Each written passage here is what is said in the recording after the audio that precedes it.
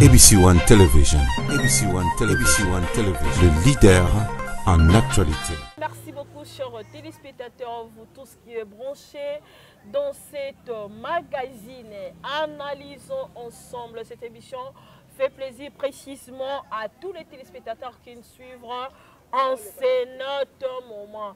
Voilà, biso tolobaka na kati ya émission na biso analysons ensemble Jésus-Christ moto na yambo yesunde moto na ebandeli ebisiwano nombre wana zamba pambola bino mama ya peut-être qu'il a mapa awa voilà nzale toza na mabele voilà tokomeka ko solo la mo mukie makambo ekoleka na kati ya République démocratique du Congo. On va parler de l'actualité tokosimba 4 points.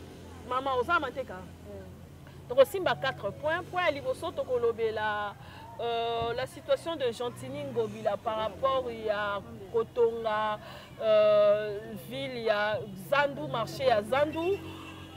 Et puis toko simba makambu ya confinement, ba confiné qui biso main. To baka ekomatisa makaka. Et puis tokomeka susu kolobela ko chité na likambu oyo.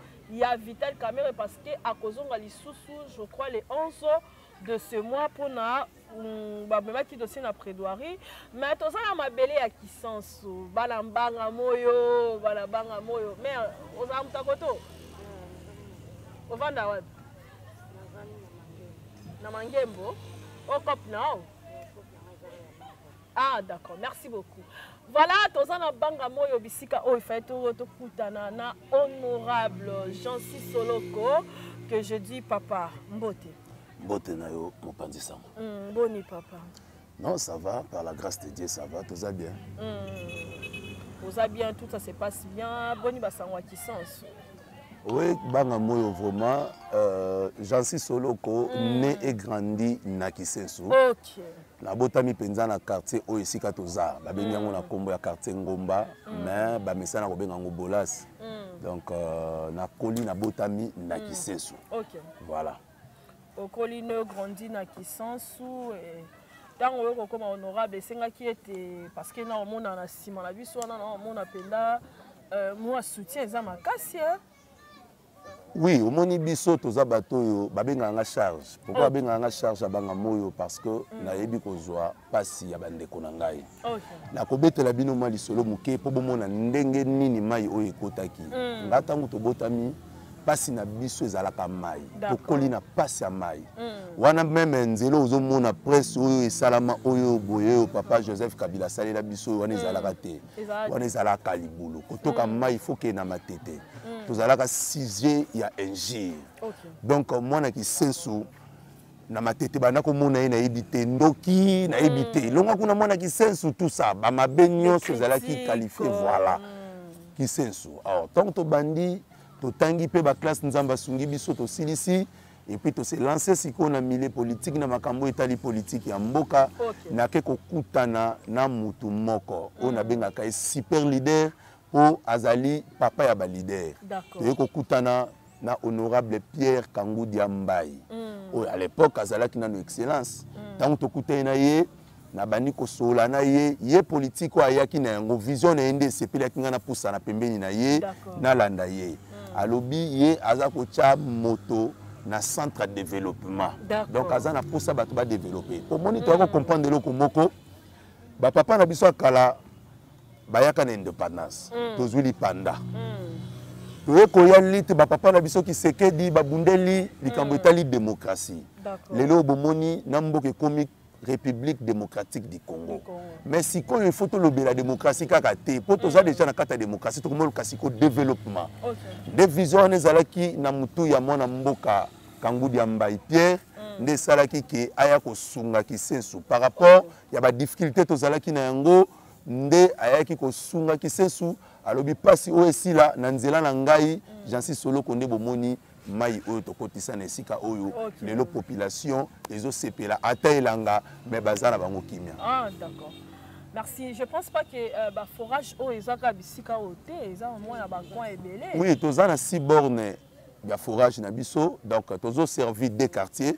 Na quartier régie des eaux eza juste en face na tozana 3 bornes na 3 places et puis na quartier Ngomba toza na 3 bornes mais tozo bakisa sous 2 pompes na quartier Révolution tozo kitasu kuna mais population déjà même na matete ba ko témoigner que population qui sait ce kitasu ko lukama ina matete et kitasu tout le monde bazar vraiment satisfait na makambo. Voilà. À part mai projet nini ozana ngo plus tard pour na kisenso.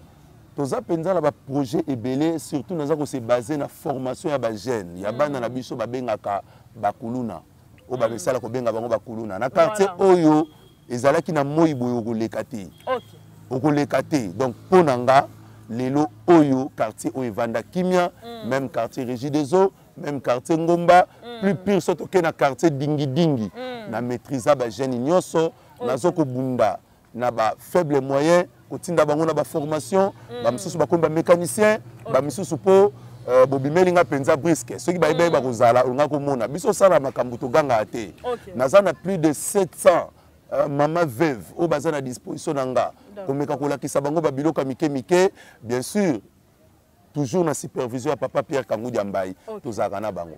Voilà, je sais que tobimeli au brisque ma prochainement to komeka ko sala nini oyo ko ya pour na rendez-vous to mona formation nini ko lekana vraiment réellement na kata kisensu par rapport ya makambo ne so mama analinga manteke belé hein. Ah, te baksa pa. Te baksa. Ça t'a dit à 300. Baksa mwamba. Voilà, prochainement to komeka ko bakisa et puis to komeka ko lobela makambu oyo nyonso tu oyo kolekana wana tokozwa ba mama wana tokozwa ba jeune wana baza ko encadrer surtout nos jeunes oyo toujours surtout bakuluna oyo bakosala vraiment mbilinga mwa des autres kozangisa population kimia. C'est une bonne chose. Je dis d'abord félicitations à l'initiative wana. Voilà, tokomeka kosimba première point na biso ya liboso ezali makambu ya Gentini Ngobila. Tango komona Gentini Ngobila akosala makambu oyo ekolekana wana entre ye na ministre ya intérieur bon. Oyo frappé nga mo muke ezali ete tango alobi ete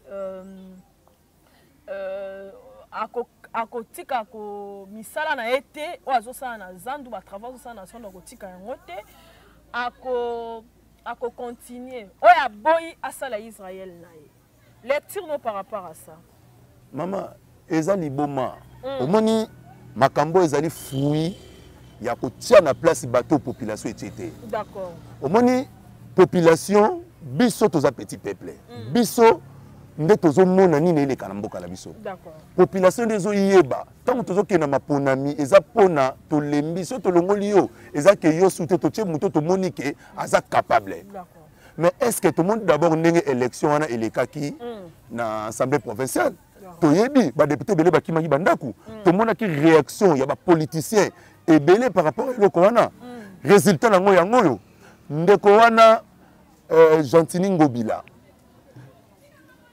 a raté et puis abanda déjà mabe ko bandana liboso kaka likambo ayaki nango yakini bopeto sans vision sans fond sans nini aya na projet moko vague mama biso to ba vrai kinois biso to yebi mabele na biso oyo lelo oyo même ba oyo tozolo ba lelo bakuluna fallait que basala kini bopeto za lokola atama brigade mama imagine toi que bana wana bazwa musala na bango balongolaka babiloko na nzela bafuta bango par mois omone su na nzela te donc aza mutu moko tango gouvernement musozo ya to makamba sikezo ya to za na posa changement d'accord mais est-ce que bon peut-être pas omeli na mboka soki na nyumba ska uti kuna iska akima yipenguna makeli zaki belé to ebité mais est-ce que makamba zo sala vraiment zo raisonner kini bopeto ezaki d'abord vague abandi ko sambrer échec total. Parce que jusqu'à présent, mais botamboli na kisensu yebisa ngai bokezo la biso na babuku mesa o bocheli biso o bavanda na commune na biso te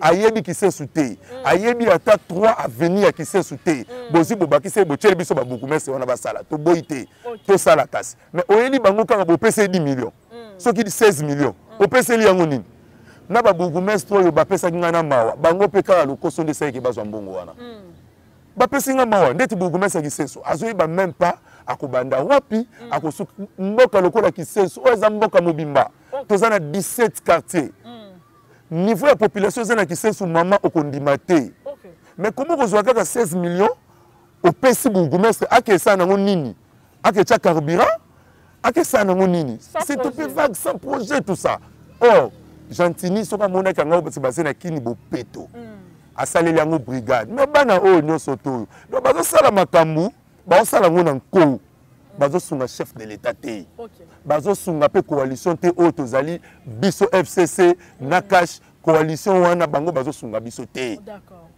mama bazosunga biso te elobi te ke lokola za FCC nga na za FCC azosala mabe kena lobelo côté non tokoloba po mboka eza mboka na biso Congo eza intérêt ya biso nyonso tout ceux qui osent vivre bien bongo ba o bazana kisenso ba vivre malamu voilà problème esika toza na ngo pona Gentini Ngobila échec soka tchaki attaque service akini bopeto bana na bazolongola ba biloko bazosala banini bafutaka bango et kokaki telinga ko sala malisusu te po bango nyonso bazokene musala et puis ba système ko komba na moyo bazana ngo mama eza ba système mabe jeune nyonso azana posa sana pe musala wana mais okombise prince akomba nzela na 7h na 8 non bakomba ngo na butu 23h babandi ti 2h 3h musala esili jeune nyonso 11h mama bato bazosala eloko kolia ba pousser réseau mata a échoué atika ata bongo te yo kanisi que soki bongisi ka zandu ndo longi Kinshasa non to souci na biso ezali ka zandu et puis tango zo décision te nazo ba teza sorcellerie parce que au moni diable ba décision msisa le roi kindoki donc au sali décision moko ponye ko la population et non pe son la population tango zo longo sala biloko lokola zandu a penser ki nini c'est ça pona bandeko banda ko teka wana bandeko wana bafanda ki na ndako pona COVID-19 bafanda ki pona eloko mususu te mais yo profiter tango balobi bakanga bakofine Gombe yo ye na idée wana nyonso tu wana pona kobimisaka mbongo bazoluka moyen o eza que lokola nazo déjà mbongo ebele na bando sala biloko moka bisala sala po bakoka ko maîtriser ko contrôler ngate po nambrier situation na ba procès ningo zo mona kande zo kende boy siko okoloba ke na sala ki boy na sala na nazo surveiller yo na nazo contrôler yo est-ce que yango ndi sali priorité siko na Congo c'est ça le problème est-ce que c'est priorité mais moi je ne pense pas que priorité ça zandu non moto soto pas que na zandu kuna est-ce que mono soki na zandu vraiment papa na biso Gentini yokela population na yo mawa yokela bana Congo mawa longola décision wana longola yango trop c'est trop et puis tozo bisa papa na biso to sengi na papa na biso mokonza mboka papa Fachi o eza mandat na yo to sengi na papa na biso Joseph Kabila na coalition FCC cash to zokabine loko moko bolongo la décision oyo bo benga e bo vandisa ya ke mbangu mingi yango wana te eza population to do souffrir déjà ba salaire ezate makambo belé ezate ba tozo vivre na ba moyen wana est-ce que bozo ba conséquences nango oya banda ko lukana mbongo bozo ngise na ndako est-ce que conséquences bozo bango c'est ça voilà un peu maman voilà tant aussi des conséquences wana selon ba statistiques il y a ba géomètre o baleki na ko sala pona koyeba combien d'habitants ou bien combien de personnes oyo bakota Kazandu nous a parlé de plus de 30 000 agents seulement au ba travailler na Zandu wana ezaka o bango basali statistique o bango ba o basa non enregistré o bango ba propriétaire ya ba magasin ils ont parlé que na ba agent est-ce que lobby Gentini azota la conséquence ya lobby soke kozala ndenge nini parce que bazana on a failli il y a 3 mois avant inandako et puis boko bakisela bango susu mikolo ekoya bakofuda to bakofuta bandako to bakolesa bana na bango to kelasi bakotangisa bana na bango lolenge nini à part ça est-ce que ezalaki ligne oh il fallait Gentini atambola nango sans même adresser un mot à la population pour dire que vous voilà, la population non ça pour des raisons comme ça. Il fallait profiter de cela. Voilà. Est-ce que c'est un gouverneur responsable? Non, maman. Il y a beaucoup de choses qui sont là. Mouta eko sala mbongo na ye, eko sala makamu na ye, asali. Gentini bandi ko sima mbongo lelo te. Gentini ba bandi même ko yemba ye lelo te. Antika pe batu mususu baza na posa ya ko bongisa mboka. OK. Yo moni ba makambo zo le kale. Oyoki déjà ki o ba biso ki o président na bino Facha sombi immeuble tel. Président na Facha salibo. Aza d'abord na souci ya mboka. OK. Mais eloko souci o ba Gentini bazo za na ngote yango wana. Oh d'accord. Lelo o nga na zo kamwa. Ba jeune bakinois bozo komisa biso toujours baparesse bozo la biso ba politique à distraction. Lelo oyo ba jeune kin koluka musala etali bango te. Biloko na ko simba biloko mibale. Un jeune azokima pourquoi? Ba main d'œuvre ya misala bazo sala ezaki to côté. Jeune azoke no sala tongo ti 17 heures bazo passer 2500 3000 francs par chinois gouvernement sur balongo le côté. To quelqu'un na ngambo na Braza. Bo vérifier journalier ça na combien? D'accord. TT azana $10, 5000 francs CFA, déjà $10. Avec $10 on t'a cause na position pour s'organiser pas beaucoup la libotanaï. Mais ba jeune wana o bo tcheli bango distraction. Tele loko bazo wele la kaba de confiné liboso bazo wele la babar. Tala ndenge na jeune ba jeune ba kino bazo sepela nzoka bazo mona ke wana neza vraie distraction o ba memaka biso. Babi ba ola ko libanda. Mais ba jeune ola libanda na musala no côté si combien. Pona confirmer muno so bana golela. To kufa et le côté mais bala muka bana kin kineza biso. D'ailleurs ba tunyo surtout benga bana kin bazo bambukati. Babota mana ba Kasai, babota mana ba Mbujimai, babota mana ba Bandundu, babota mana Kikwiti. Biso nde nous sommes des Kinois biso. Na botama awa na Kisesu, na hôpital Ngaliema. Nani na vrai Kinois, donc biso ba Kinois to comprendre que ba ili biso distraction. Publicité masangana nzela na télévision tongo tipo ka publicité c'est la distraction, même sur la distraction pour te comprendre makambo zo likate. Na zo yebisa ba jeune surtout l'air est grave. Et comme étant jeunesse, to téléma, to soutenir coalition oyo ya FCC na cash. To soutenir le loko pour na to avancer. Surtout que quand on va système ba Chantini ma trop. Voilà mon amboka. To lobela likapo moi makele et salami hein, on dirait moi mon boulot entre bango koyo kanapende eza pena malamu te entre ba syndicat, ba propriétaire azandu, ba nini et moi penda lelo penda makele le oyo ki sangwana te. Ah. Maman, mais ça c'est bêti, bandeko bazoki. Pona droit na bango. OK. Eza droit na bango. Boyebisa ki bisote bozo panza zandu. OK. Boyebisa ki bisote bozo boma ba pavillon na zandu. Voilà. Ezala ki pona COVID-19, confinement bosalaki yango wana bo désinfecter Gombe. Basali yango pété. OK. Soki a venu misatu 4 ka balembi na bango. To kene wapi pona makambo. Mais biso ba jeune nyo surtout ya Kinshasa, to pe ya Congo, tozo senga na papa Félix akota makambo yo. Accompagner biso na lit o na bitumba oyo. État de droit o ya bandi o ala kisi biso a prêcher moko un exemple ko banda ko tika na no salamate directeur à cabinet ne akende ko samba. Voilà. Et loko wana asala yango pona mutu nyoso. Moi je crois que même papa na biso Kabila za na pour ça changement na Congo. Pour alobaka soki na sana 15 soki na zalaka na 15 personnes. Donc et comme tango ya tala est-ce qu'il y a kokisi déjà 15 personnes o muninga na e est-ce qu'il y a pas kokisi 15 personnes. OK. Sora kokisi yango te tango yo. Papa Gentini alongola biloko ni wana pe balongola ye wana na na ebité balongola ye pour biso ba jeune cette fois-ci to ko se laisser faire te. Voilà. Même avant na kisi biso to solo ba. Oh le pango l'honorable Pierre Kangoudi a sombi ya kala to chamai. Mais so to cheka beaucoup mais ça te ki terra balé na venu elandi. Bazo tonga forage moko monezo matanda ko étage. Mais on est terra balé. Mais ba sombi yango donc ba jeune bazo continuer ko privé biso. Mboka nini chef akarta tekaka na ndenge na ye bugumesa tekaka na ndenge na ye gouverneur pas to sala makambo na ndenge na ye botala ba makambo boye yango nde o biso tozo boya tozo senga na papa Félix atala biso ba jeune aya ko tia biso loboko na lit oyo mais pona likambo lobi ya papa Gentini pardon ba komo kufa eza droit na bango Congo za biso nyonso tout donc aza obligé alongola décision na ye atika mutu na mutu asala ba faire na ye makambo ko sana mboke bandi lelo te o yango otende mutezali penza souci to priorité est-ce que ebi ke na mboko ele ozo kamsanga so totali na monde c'est na pays moko tezala développer na ba makambo bazo salo agriculture et loko ezali ya liboso ko faire développer mboka na biso bachango wapi bachango wapi lelo oyo ba jeune notion ya koluka na ba jeune ebunga notion bilanga na ba jeune eza kutu te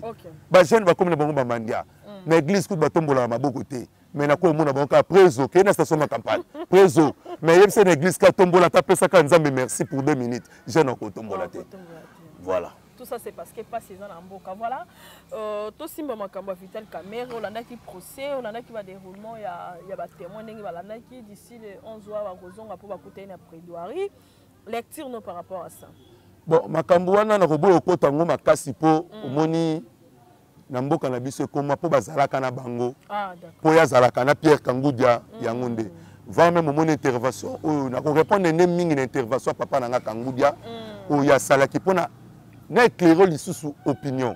OK. Pourquoi na Congo malamu ezalaka mabe? Ya mbongo mwe bungi to lobi te ke ye mutazui mais za mbongo na biso ba congolais. OK. Lelo yo za na vie nini ozo soanela mutu moko boye azo bongisa famille na ye. Bolobi ke Kangudia azalaki superviseur. Mutu ayebi te ke définition wana superviseur ndenge moka alobaki. Eza mutu azo superviser loko moko a superviseur nini? Wana eza vérité. 9 superviseurs d'abord eza le côté eza mensonge. Wana eza ba échappatoire na nzoto na biso to boyi. To tikala ko zala ba superviseur te.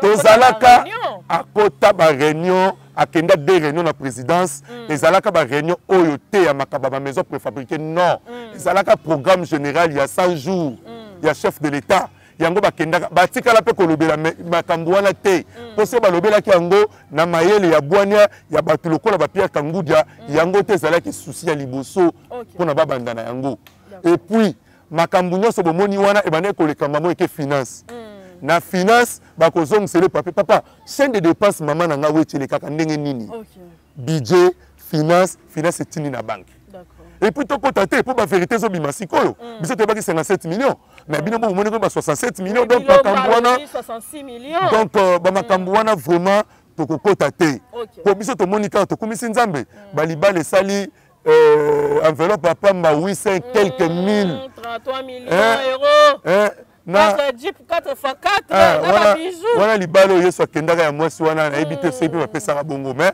to kota kuna te justice asala musala na yango aza mukolo aleki kuna bavokani na kosamba biloko omoni aza mieux placé pour se défendre biso tolinga te éclairer opinion que Kangudia aza na intérêt te ya kocharger Kamerhe aza na intérêt mama wana maboko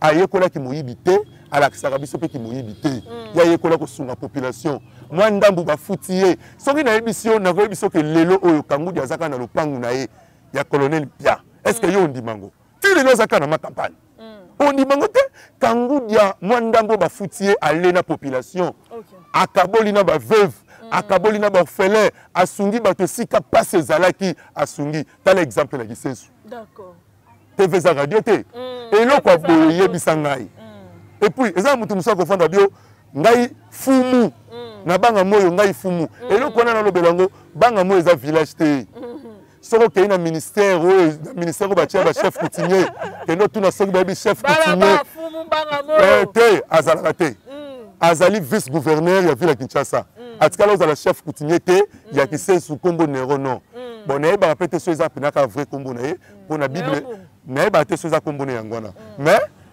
chef coutumier na Kisensu azalaka te Kisensu na minute ozala maboko na nga charge ngani na vanda na Kisensu vrai leader na koli awa na vanda na population na kimaka te toto le temps na banda kuti nasi bomoni pe bolukaki ngati bomoni pe ndako donc naza na adresse na Kisensu ma yo soko za fumu Kisensu wa bongo wa vanda ka musika ya mboka na ye ya village na ye voilà donc tokendo lobake biso lelo to lobake papa na biso Félix Tshisekedi béton na Congo président Congo vanda na France distraction papa toute la distraction total makambo soso. Voilà, merci. Ensuite sur cette question lelo Covid-19 babaki encore 2 semaines biso soto yeba ke mokolo ya lundi le 8 et aussi là nos grandes surprises babaki biso sont encore 2 semaines mais na ko déconfiner na ko confiner ba tout cas ba cas ezo bakisa makato comme au moins na 3000 et quelques selon résultats Top Congo. Qu'est-ce que tu peux dire par rapport à ça? Non, vraiment eza mawa. OK. Toujours kufa kolega France te. tozo kufa koleka ba période na komi ko déconfiné té. Et puis bino biso moto sa publicité ya eloko yango. Ils ont comme isanga. C'est ça le problème. Maman, ba komi soki na 3000 soki 4000. Na ki 500 na to moni bembe na moté. Na matete pe zate. Matete zate mais soko tuni bango. Soko tuni bango ba koyebisa bino ke eza boye ba komi autant, ba komi autant. Pona koloba ke biloko wana eza o bango bazoloba te. Ba déconfiner moka bazongisa ba activité nyonso population ko kufa. Ba ko bomba biso na nko po ba loba ke eza corona. Alors que eza corona te ba bazo kufa na souci, ba problème ebele mutu moko ta kolinga vana mona nazo kufa nzala. D'accord. Batika biloko wana soki malade ezali bien eza na niveau bazoloba te baba na ko déconfiner soki ba kotika biso ba mesure de barrière et kozala bien mais kotika biso boye ko bakisa na yebi ke papa mokonzi ayoka pe biso nazo sepela na epo aza mutu a confiance azo sepela mingi kopesa matoi na bato apesa ki bango basala makambo wana mais to sengi vraiment ba déconfiner na bango to mesana déjà ils ont le malaria d'ailleurs ils ont le malaria té.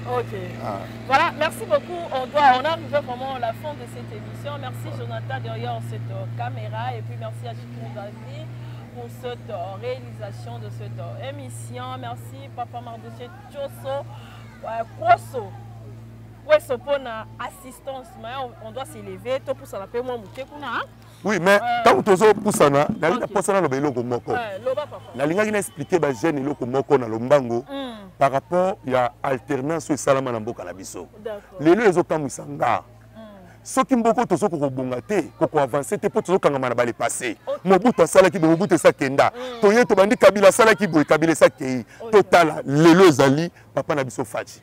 Et loko batona mi baleba papa na biso balana basale la biso. Yango loko biso photo simba. Alternance wana makile tangi te. Mais biso moko ba jeune tozo mona ngelo côté. Lelo o bala kisi biso na coalition. FCC na caché ça les sika moko. Ba jeune to telema to soutenir bango. Yebisangai. Lelo bo commission Ibrahim Kabila, Ibrahim Arabi ADN au kitilo masangu na wenze. Bon ça va. On va mettre les familles na bango. Ozo kota ma famille est alliée. Très bien. Yo kuno gagner nini? Bon yo ata basali ADN. Ata to mina makila ba komboso. Ata to mina makila ba yibu. Yo gagner nini la famille na o. Obosani nzala no likola ADN. Distraction. Tout le monde a une distraction. Tala makambu ya loba lobo mukuna o. Le la suki wa tala. Pasteur moko d'abord.